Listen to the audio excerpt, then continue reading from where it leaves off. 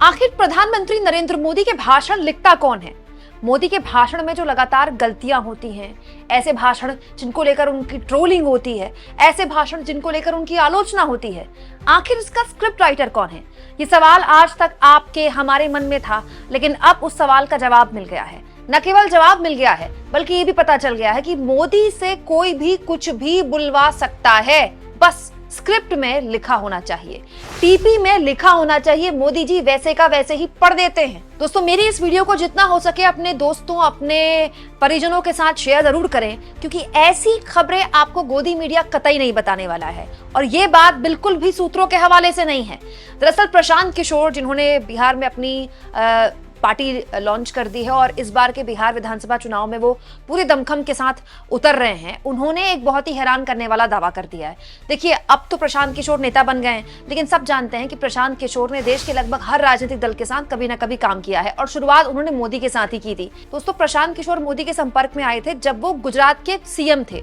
वहां से प्रशांत किशोर ने उनके भाषण लिखने शुरू किए। इनफैक्ट कहा जाता है कि वो जो चाय पर चर्चा प्रोग्राम था ना 2014 के दौरान, बहुत पॉपुलर हुआ था मोदी का, वो चाय पर चर्चा भी प्रशांत किशोर का दिया हुआ है। हालांकि तब से लेकर अब तक चीजें काफी बदल चुकी है देश में। तो प्रशांत किशोर, जो कि अब बिहार में फुल टाइम राजनेता के तौर पर उतर चुके हैं, उन्होंने एक इंटरव्यू में बहुत बड़ा खुलासा कर दिया। दोस्तों, नरेंद्र मोदी के भाषण में कोई कुछ भी लिखकर उनसे बुलवा सकता है, ये कहते हुए, मतलब उस बात को खोलते हुए प्रशांत किशोर बताते हैं, 2014 में मोदी जी का भाषण मैंने लिखा है, मैं आपको कोट कर देता हूँ। मोतिहारी में मैंने उस समय मोदी जी से कहलवाया और मोदी जी ने कहा, मैं यहाँ के चीनी मिल की चीनी से बनी चाय पीने के बाद ही वोट मांगने मोतिहारी आऊंगा। मोतिहारी चीनी मिल की जमीन का एक एक टुकड़ा बेच दिया गया, जिसमें से अधिकांश जमीन भाजपा नेताओं ने खरीद ली। लेकिन इसके लिए प्रधानमंत्री मोदी को दोषी नहीं ठहराया जा सकता। इसका श्रेय बिहारियों को जाता है, मोतिहारी के लोगों को जाता है, जिन्होंने इसके बाद भी अगले 3 चुनाव में भाजपा को वोट दिया और पार्टी को मोतिहारी से जिताया। कितना हैरान करने वाला दावा प्रशांत किशोर कर रहे हैं कि 2014 में मोतिहारी में जब मोदी की रैली थी, तो उन्होंने मोदी को स्क्रिप्ट में लिखकर, उनके भाषण में लिखकर उनसे बुलवाया, उनसे कहलवाया। ये शब्द प्रशांत किशोर ने बोले हैं, मैंने कहलवाया कि मोतिहारी में जब तक चीनी मिल नहीं बन जाती तब तक मैं नहीं आऊंगा। लेकिन मोदी उसके बाद पीएम बन गए, गुजरात में एनडीए की सरकार बन गई, मोतिहारी के लिए उस चीनी मिल के जमीन का आवंटन हुआ और उस जमीन के सारे टुकड़े भाजपा वाले खा गए।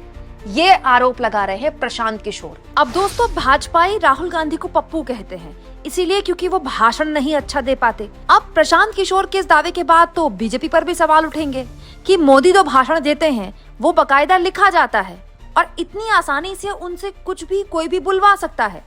अब इस पूरे आरोप के 2 अलग अलग हिस्से हैं। बिहार में भाजपा के उस राज के बारे में, जिसके बारे में कोई बात नहीं करता है, उसका तो विश्लेषण हम करेंगे, लेकिन पहले जरा पहले हिस्से में आ जाते हैं। मतलब प्रशांत किशोर क्या थे? दोस्तों, 2014 में प्रशांत किशोर की क्या हैसियत थी राजनीतिक तौर पर कि वो अलग अलग पार्टियों के साथ मिलकर, उस वक्त वो बीजेपी के साथ थे, उनके साथ मिलकर चुनावी कैंपेनिंग का काम करते थे। उनकी एक टीम थी जो सर्वे करती थी, उनकी एक टीम थी तो भाषण कैसा हो और क्या नैरेटिव सेट हो, मार्केटिंग कैसी हो। बेसिकली प्रशांत किशोर देश में पहली बार इस तरह का पूरा एक तरीका लेकर आए चुनाव प्रबंधन का। उसके बाद प्रशांत किशोर ने नीतीश कुमार के साथ भी काम किया। नीतीश कुमार के साथ तो वो इतनी करीबी हो गए कि नीतीश कुमार के करीबी लोग भी डरने लगे। उन्होंने ममता बनर्जी के साथ काम किया, उन्होंने दक्षिण की पार्टियों के साथ काम किया, कांग्रेस में भी शामिल होने को तैयार थे वो।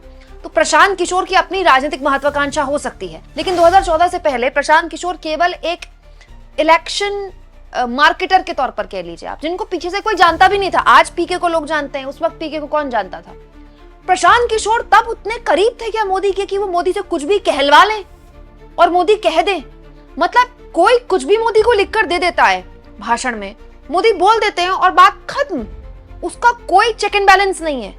और ये कोई पहली बार तो नहीं है दोस्तों, मोदी के भाषणों में कैसी कैसी बातें बोली गई हैं। 2014 का चुनाव कभी भी देश के इतिहास में उसको भुलाया नहीं जा सकता। मटन मछली से शुरू होकर मंगलसूत्रों और मुजरे तक मोदी पहुंच गए। इसका मतलब कि वो बात मोदी की जुबान से नहीं निकली, बस कि निकल गई, वो किसी ने लिखी मोदी के भाषण में। मोदी ने लिखा हुआ पहले पढ़ा होगा कि आज का मेरा ये भाषण है, फिर मोदी ने वो टेलीप्रॉम्प्टर से पढ़कर पढ़ा होगा, और इन्हीं भाषणों में से था, दोस्तों मेरी रगों में गर्म सिंदूर दौड़ रहा है और तुम रोटी खाओ नहीं तो मेरी गोली तो है ही, क्योंकि वो भी सब टीपी पे लिखा हुआ होगा, या तो मोदी जी ने खुद ही बोल दिया। लेकिन प्रशांत किशोर तो बोल रहे हैं कि उन्होंने कहलवाया। तो मोदी से कुछ भी कहलवाना इतना आसान है क्या? कितनी अजीब बात है दोस्तों। मतलब मोदी किसी भी राज्य में जाते हैं तो बताते हैं कि उस राज्य से उनका बड़ा गहरा संबंध है, किसी भी राज्य में वो जाते हैं तो। अब मोदी ने बिहार में 2014 से पहले बोला होगा कि मोतिहारी में जब तक चीनी मिल की चाय नहीं पी लेता तब तक मैं आऊंगा नहीं, तो मोतिहारी के लोग कितने खुश हुए होंगे। उन्होंने मोदी के नाम पर ठप्पा लगा दिया, वोट दे दिया, है ना दोस्तों। लेकिन अब मोतिहारी के लोगों को पता चल रहा है कि मोदी को तो मोतिहारी के बारे में उतनी जानकारी भी नहीं है। उनको तो जो लिखा हुआ बोला गया, उनसे बोला गया आप ये बोल दीजिए, तालियां बजेंगी, लोग मोदी मोदी करेंगे, मोदी ने बोल दिया। अब आ जाते हैं इस भाषण के दूसरे हिस्से में। क्या मोदी बोलकर बात खत्म कर देते हैं? उनके लिए बस उन्होंने बोल दिया तो काम हो गया। मोदी ने एक बार चेक एंड बैलेंस भी नहीं किया। उसके बाद तो मोदी लगातार बिहार में आ रहे हैं। ऑपरेशन सिंदूर से पहले भी वो बिहार में थे। अंग्रेजी और हिंदी में उन्होंने वहीं से दुनिया भर में एक संदेश दिया आतंकवाद के खिलाफ। ऑपरेशन सिंदूर के बाद भी वो बिहार आए, उन्होंने रोड शो किया, उन्होंने रैलियां की। तो बस वोट मांगने के लिए है क्या बिहार? मोदी अपने खुद के वादे को भूल गए 2014 के बाद। 2014 से पहले उन्होंने बोला था कि जब यहां की चाय नहीं पी लेता तब तक मोतिहारी में नहीं आऊंगा। तो बड़ा सवाल यह है कि मोदी ने एक बार क्रॉस चेक भी नहीं किया कि इतनी बड़ी बात मैंने बोली थी, क्या वहां मिल बनी? क्या मैं वहां की अब चाय पी सकता हूं? फिर मोदी और बाकी नेताओं में फर्क क्या है? चुनाव में तो सब बोलते हैं आसमान से तारे तोड़ लाऊंगा, चांद जमीन पर ले आऊंगा। आप अपने इलाके के पार्षद से पूछ लीजिए, चुनाव के दौरान वो आपको घर के बाहर मिलेगा, आपके पैर छूने को तैयार हो जाए, और उसके बाद जीतने के बाद आपको शक्ल भी नहीं देखने को मिलेगी उसकी। यही हाल विधायकों का होता है, यही हाल सांसद का होता है, यही हाल पीएम प्रत्याशी का हुआ। 2014 के बाद मोदी पीएम बन गए, फिर 2019 के बाद पीएम बन गए, फिर 2024 के बाद पीएम बन गए, और उसके बाद लगातार बीजेपी सत्ता में काबिज भी रही। कुछ थोड़े अंतराल के लिए तेजस्वी यादव के साथ नीतीश कुमार ने सरकार बनाई, लेकिन बिहार में तो लंबे वक्त से बीजेपी की ही सरकार चल रही है। सो कॉल्ड डबल इंजन की सरकार चल रही है। तो तब से, जब से डबल इंजन का नारा भी मोदी ने नहीं दिया था, मोदी तो तब गुजरात में सीएम थे, जब से नीतीश कुमार यहाँ बीजेपी के सहयोग से सीएम बने हुए हैं। तो बड़ा सवाल ये है कि मोदी किसी भी राज्य में जाते हैं बस चुनावी वादा करके आ जाते हैं और उसका चेक एंड बैलेंस नहीं करते हैं। अब बात कर लेते हैं बिहार की दोस्तों बिहार इस देश में तीसरा सबसे बड़ा जनसंख्या वाला राज्य है। लेकिन क्या आप जानते हैं, इस देश में उन राज्यों में जहां सबसे ज्यादा गरीबी है उनमें भी बिहार का ही नाम है। बिहार, मेघालय, इसके अलावा दोस्तों झारखंड, ये वो राज्य हैं जहां सबसे ज्यादा जो गरीब लोग हैं ना, सबसे ज्यादा गरीब वहां रहते हैं। सबसे ज्यादा पलायन कहां होता है दोस्तों? बिहार में होता है। अजीब बात देखिए कि आज भी बिहार की जनता के बीच यही बीजेपी और जेडीयू वाले अगर जाते हैं तो वो नौकरी के नाम पर वोट मांगते हैं। 5-10 साल सरकार नहीं चली, 15 साल से ऊपर हो गया नीतीश कुमार को बिहार की सत्ता में काबिज हुए। इसके साथ पार्टी बदलते हैं, उसके साथ पार्टी बदलते हैं, लेकिन वो सीएम बने रहते हैं, और बहुताया सीएम नीतीश कुमार बीजेपी के ही बल पर है। तो बड़ा सवाल ये है कि इतना लंबा वक्त जिस बिहार में बीजेपी रही, बस इसी नाम पर बीजेपी वोट मांगती रहेगी कि लालू यादव का जंगल राज उन्होंने खत्म कर दिया, उन्होंने सड़कें बनवा दी। ये बात सही है कि लालू यादव के बाद के हालात बहुत बदले हैं, लेकिन उसको भी वक्त हो गया। उसको रोजगार के नाम पर, भयानक पलायन के नाम पर बिहार के लोगों को इन सरकारों से मिला क्या है? और हमारे बिहार की जनता ऐसा तो है नहीं कि नाकाबिल है। देश के किसी भी राज्य में आप चले जाइए, आपको इतने शानदार बिहार के लोग दिखाई देंगे।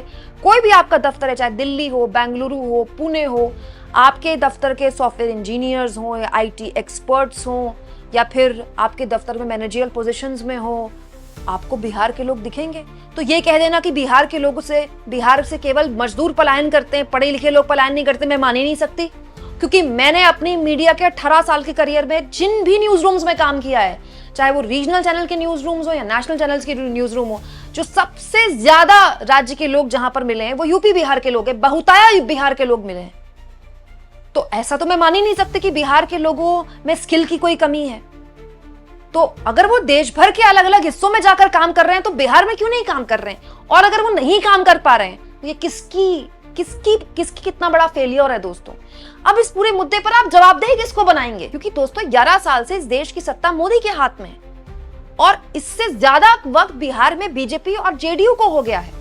और उसके बावजूद भी अगर बिहार के लोगों को ये पता चलता है कि मोदी आते हैं, भाषण में उनसे कुछ भी कहलवाया जाता है, वो बोलते हैं और काम खत्म, तो इससे बड़ा धोखा और क्या हो सकता है? आप इस मुद्दे पर क्या सोचते हैं? कमेंट बॉक्स में जरूर लिखें और जितना हो सके दोस्तों चैनल को शेयर करें, सब्सक्राइब करें और थैंक्स और ज्वाइन। दोस्तों ये 2 ऑप्शन है जिसके जरिए आर्थिक तौर पर भी अगर आप चाहें तो चैनल की हाथ मजबूत कर सकते हैं।